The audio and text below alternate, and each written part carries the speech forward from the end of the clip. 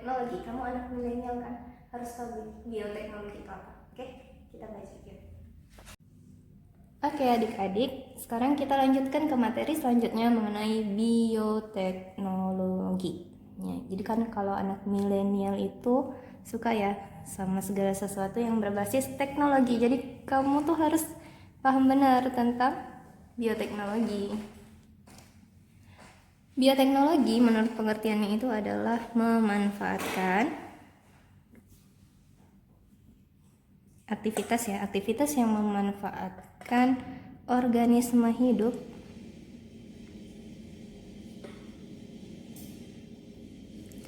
untuk menghasilkan produk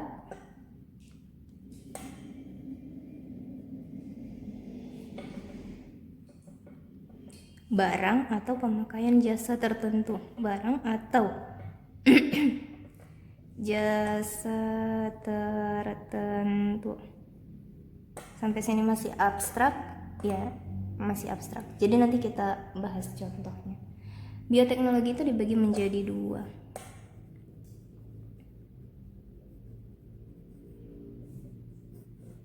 Ada bioteknologi konvensional atau tradisional,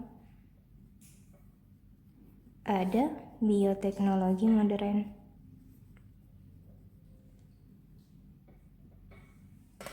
Contoh yang tradisional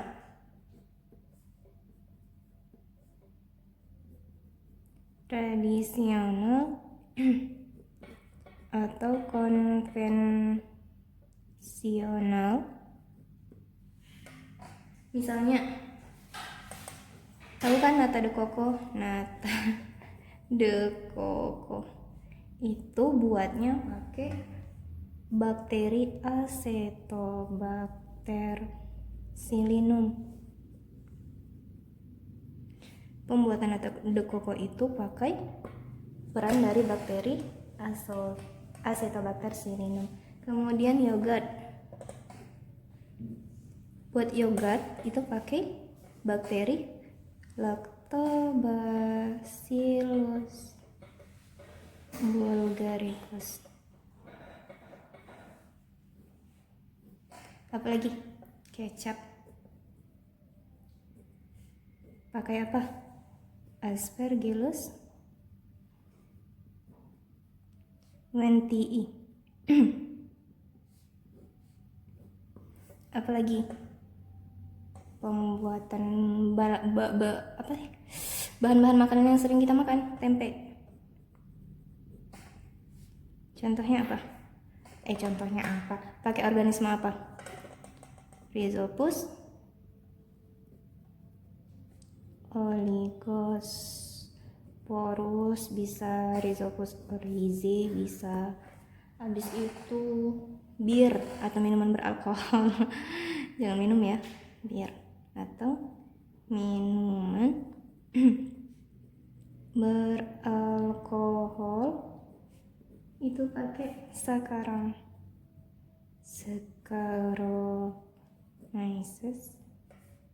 cerevisiae. Oke, Saccharomyces cerevisiae. Jadi ini adalah bahan makanan yang menggunakan peran dari mikroorganisme dalam proses pembuatannya. Kita udah cukup familiar dengan benda-benda ini gitu ya. Tapi kalau misalnya kita bahas contoh dari bioteknologi modern, mungkin kita pernah dengar, cuman nggak semuanya bisa lihat bendanya atau lihat hasilnya gitu ya. Contohnya apa? Jadi bioteknologi modern ini dia itu digunakan di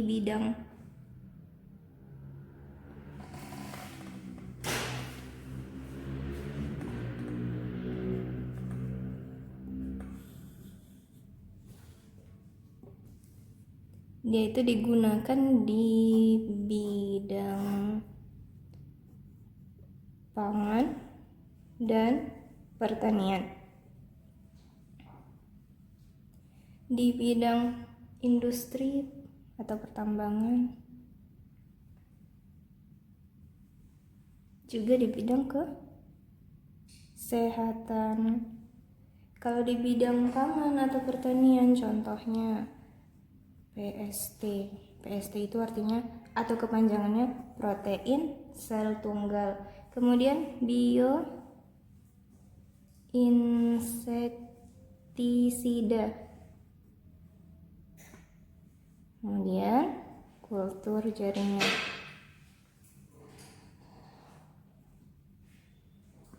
Untuk pertambangan misalnya mikroba, pengekstrak logam.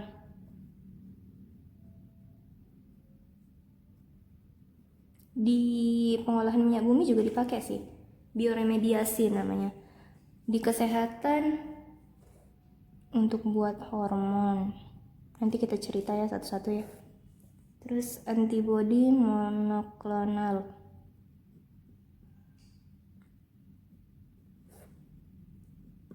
Vaksin, antibiotik,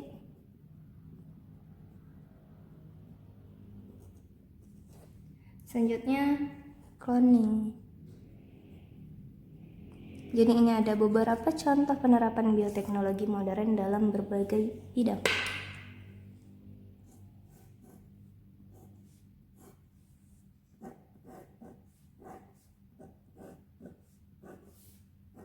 Kita bahas ya satu-satu. Misalnya PST.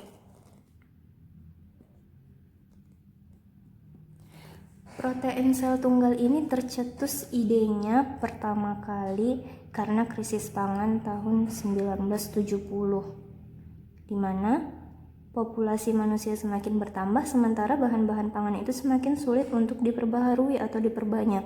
Sumber daya alam menjadi tidak seimbang. Akibatnya, dialihkan makanan-makanan yang biasa dikonsumsi itu kita ganti dengan beberapa bahan makanan yang awalnya itu nggak dikonsumsi sama manusia. Contohnya itu kayak mana tulisannya? Korela atau alga hijau. Terus apalagi spirulina. Spirulina ini cyanobacteria. Terus ada Candida utilis. Ini kamir.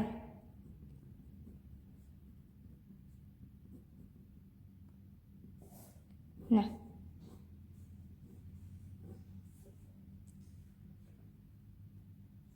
bahan-bahan ini itu kan dari organisme yang sederhana kayak alga hijau, cyanobacteria, kamir, itu kan mikroorganisme kan.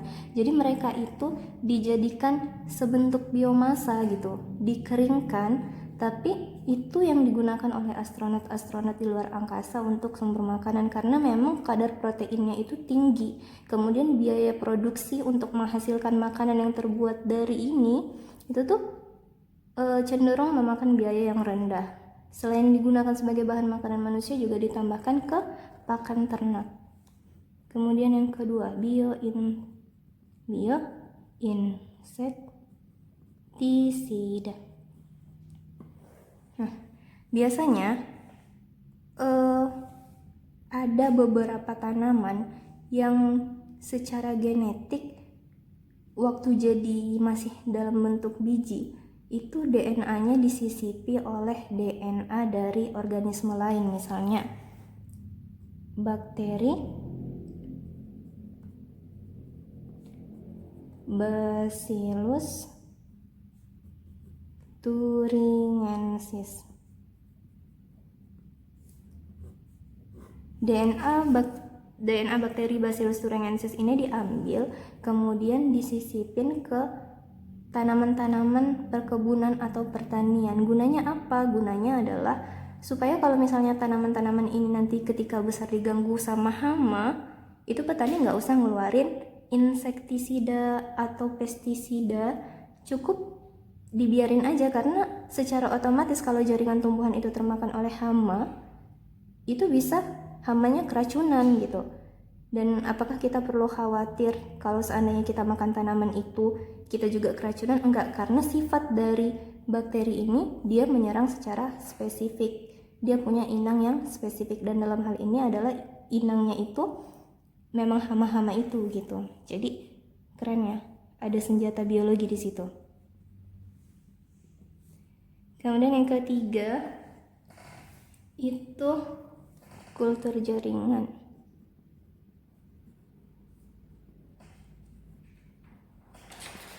Nah, semenjak zaman semakin modern, kita nggak membutuhkan lahan yang terlalu luas untuk menanam tanaman. Kita juga tidak terlalu khawatir dengan gangguan gangguan hama-hama terkait dengan gagal panen, karena sudah ada metode kultur jaringan, memperbanyak tanaman secara cepat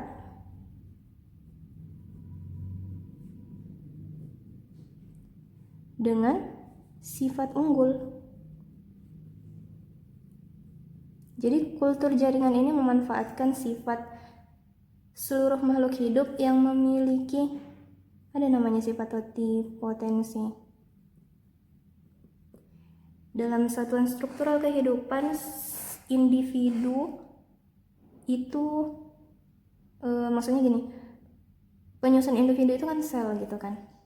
Kalau dalam tumbuhan misalnya ada wortel, tumbuhan wortel gitu. Jadi wortel itu kan ada jaringannya, ada selnya. Kita bisa menghasilkan wortel secara utuh dari jaringannya atau dari selnya gitu. Terserah kita mau ambil sel di bagian wortelnya atau di bagian potong-potong wortelnya atau di bagian daunnya atau bagian mana aja, semuanya berpotensi untuk menghasilkan wortel yang utuh kembali gitu. Jadi makhluk hidup itu punya sifat totipotensi. Nah, kalau kultur jaringan ini dilaksanakan di kondisi aseptis. Kita bahas ya tentang tahapan kultur jaringan.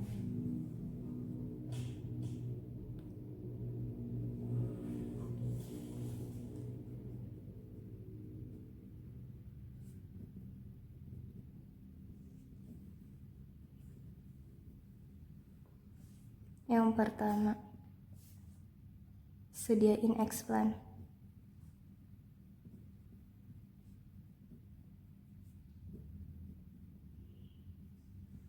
Kemudian disterilisasi. Yang kedua, sediakan media tanam. Media tanam di dalam kultur jaringan itu bukan kayak nanam anggrek, arang, atau sabut kelapa, tapi agar yang dicampur dengan berbagai senyawa kimia. Ini juga harus disterilisasi. Sterilisasi itu artinya apa?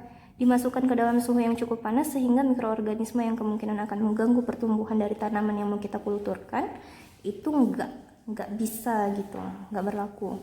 Habis itu selama masa induksi tunas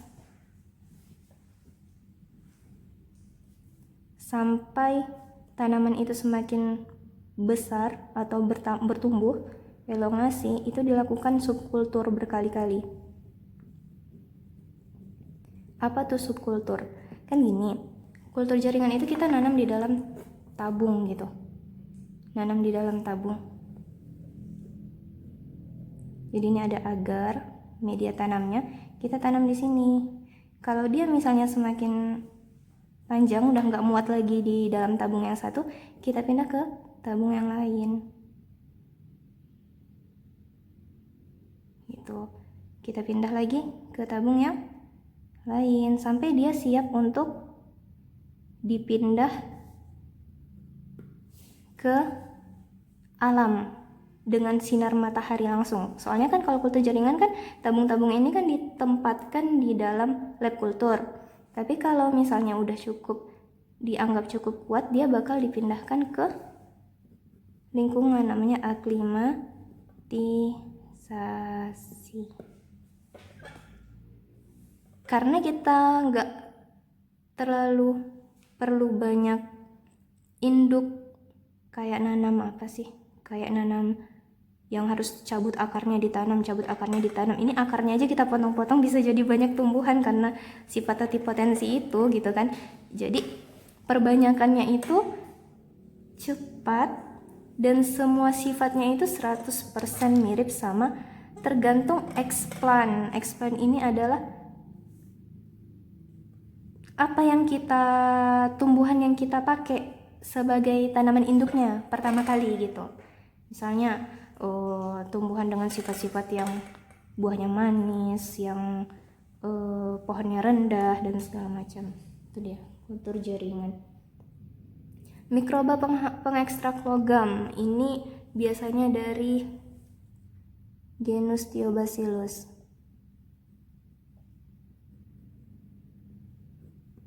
Ada juga yang digunakan untuk bioremediasi. Misalnya kan minyak bumi itu kan diambil dari laut ya, kemudian pengolahannya itu dilakukan di darat gitu kan, di atas tanah.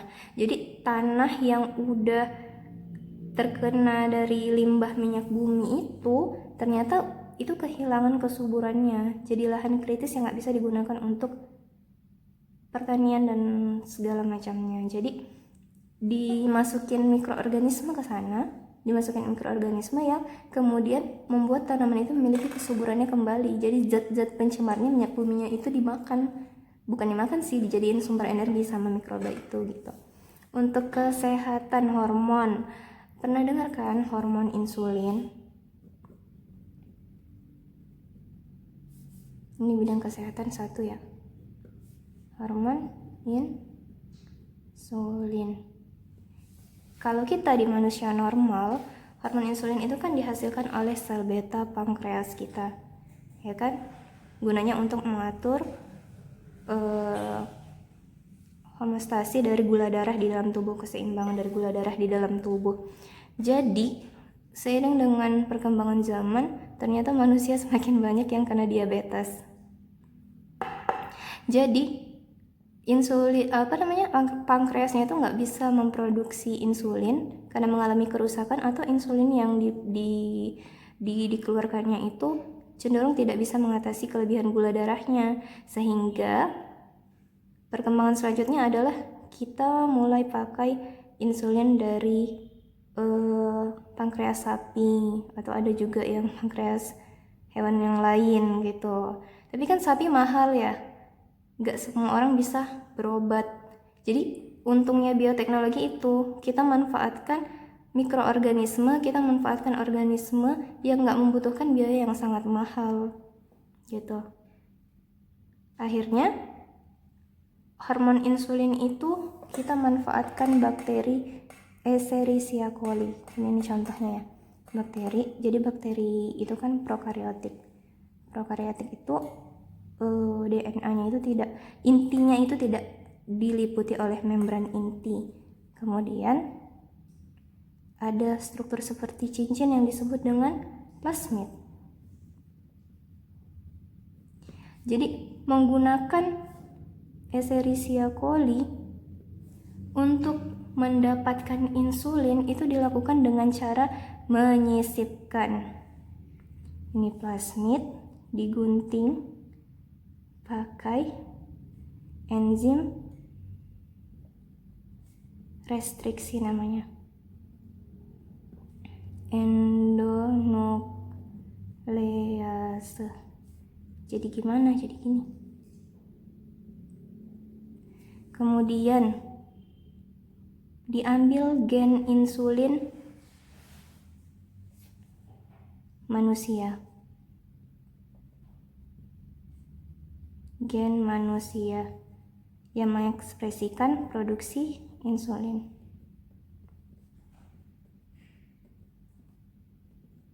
Habis itu dikombinasikan sehingga ini tambah sehingga hasilnya jadi gini.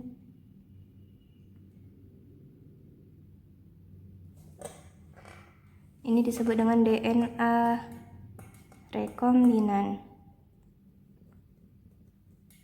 Selanjutnya DNA rekombinan ini dimasukin lagi ke dalam Escherichia coli-nya. Ini DNA rekombinannya.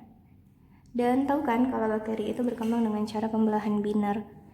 Dia dikulturkan ke dalam media cawan yang berisi agar.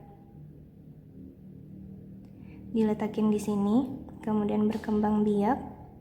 Dan setelah beberapa lama kemudian, karena udah disisipin oleh DNA yang mengekspresikan pembentukan atau produksi hormon insulin, maka di sini dia mensekresikan hormon insulin, dan ini kemudian insulinnya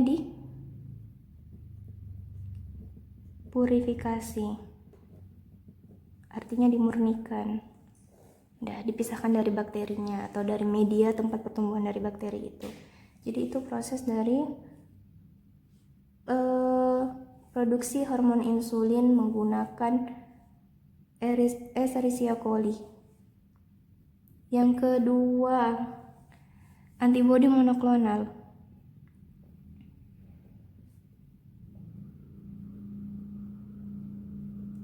Jadi gini, antibodi itu sebenarnya gini, kalau misalnya kita punya dua pertahanan ya, ada pertahanan eksternal, ada pertahanan internal. Pertahanan eksternal kita itu kulit. Tapi kalau misalnya benda asing atau bakteri atau virus itu masuk ke dalam tubuh melewati pertahanan eksternal, selanjutnya yang beraksi itu adalah pertahanan internal kita, sistem kekebalan tubuh internal kita yang menghasilkan antibodi. Jadi selama ini antibodi itu dihasilkan secara internal di dalam tubuh sebagai respon kedatangan benda asing atau bakteri atau yang lain gitu kan. Kalau ini, pembuatan antibodi monoklonal ini dengan bioteknologi bisa dilakukan secara eksternal di luar tubuh. Prosesnya gini, jadi ini anggap aja ini tikus. Ini tikus ya, tikusnya disuntik sama sel tumor. Nanti sistem kekebalan dari tikus ini, dia akan memproduksi yang namanya sel limfosit B atau sel antibodi. Ini nama lainnya sel antibodi. Nah, sekarang supaya bisa diproduksi dalam jumlah yang banyak, ada sel antibodi, ada sel kanker myelema. Ini sel kanker yang menyebabkan kanker sumsum tulang. Jadi kenapa kita pakai sel kanker? Sel kanker ini yang diambil cuma intinya doang. Sementara sel limfosit B atau sel antibodi ini yang diambil adalah seluruhnya. Kemudian mereka digabungkan. Hasil dari penggabungan ini, tahu kan sifat sel kanker? Jadi sebenarnya sel kanker itu adalah penyakit yang disebabkan karena ada sel yang mengalami metabolisme berlebihan sehingga pembelahannya dilakukan secara abnormal. Terus membelah nggak bisa dikendalikan. Akhirnya dia membentuk gumpalan daging kayak tumor. Itu kan akibat dari pembelahan sel yang terus menerus gitu kan. Nah, kalau ini kenapa dikombinasikan jadi sel hibrid? Ini namanya fusi ya. Penggabungan ini namanya fusi, kemudian hasilnya jadi sel hibridoma.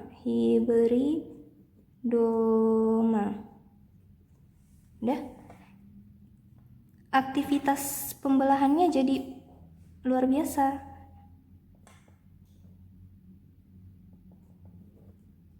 Jadi luar biasa banyak, ya kan? Sehingga bisa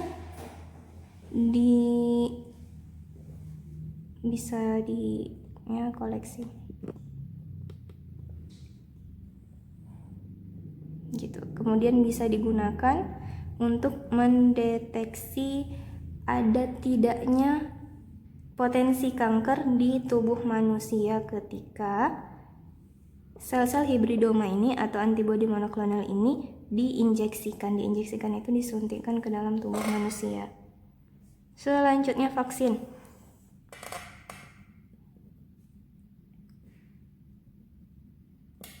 Vaksin ini adalah virus yang telah kehilangan daya infeksinya.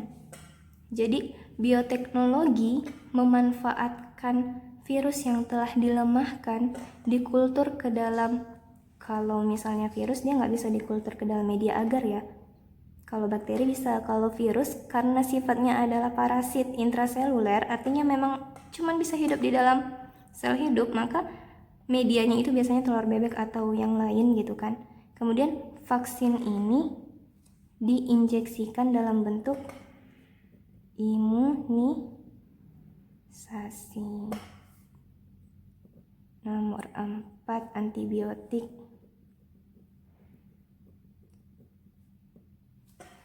Ada penyakit yang dulu dianggap sangat horor, namanya penyakit sifilis atau raja singa, disebabkan oleh bakteri. Jadi Alexander Fleming, seorang ilmuwan, menemukan antibiotik yang terbuat dari jamur Penicillium notatum. Dia menghasilkan penisilin. Kemudian penisilin ini bisa menghambat pertumbuhan dari bakteri itu kalau diinjeksikan ke dalam tubuh manusia. Yang terakhir itu ada cloning. Kita bahas di sini ya. Cloning.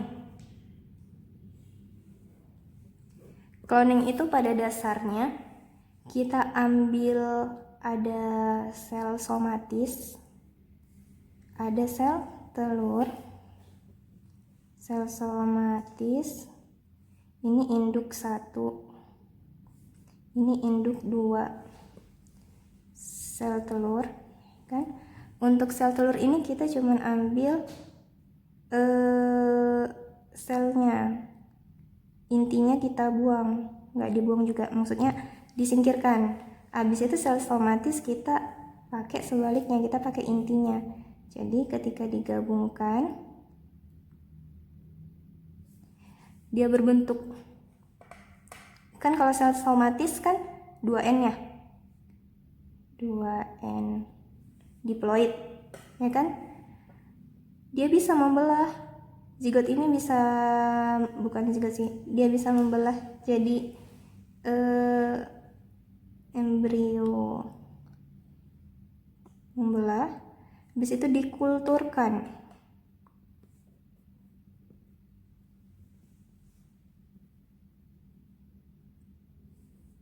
Bukan dikulturkan, salah.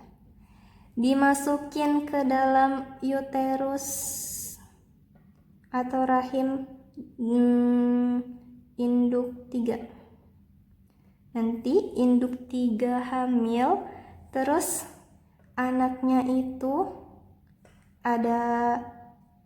adalah mirip sekali dengan induk 1.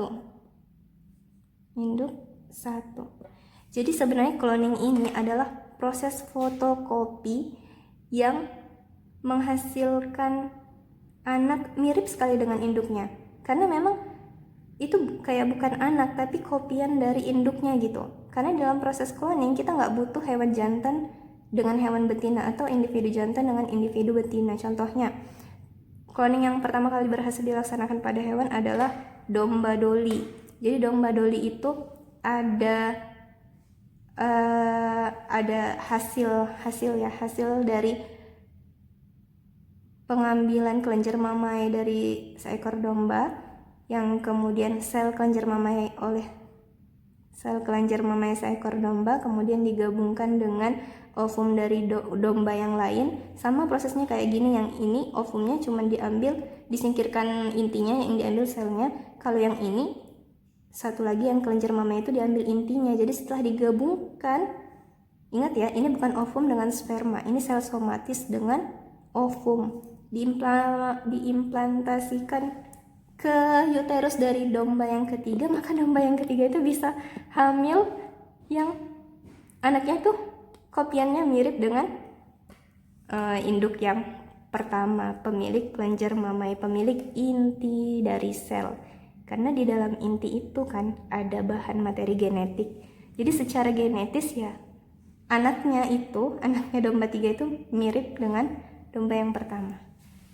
Itu dia penjelasan tentang bioteknologi, semoga dapat dipahami dan membantu untuk mengerjakan soal-soal ke depan. Oh ya, jangan lupa untuk kerjain soal-soal yang udah disediakan. Tetap semangat belajar. Assalamualaikum warahmatullahi wabarakatuh.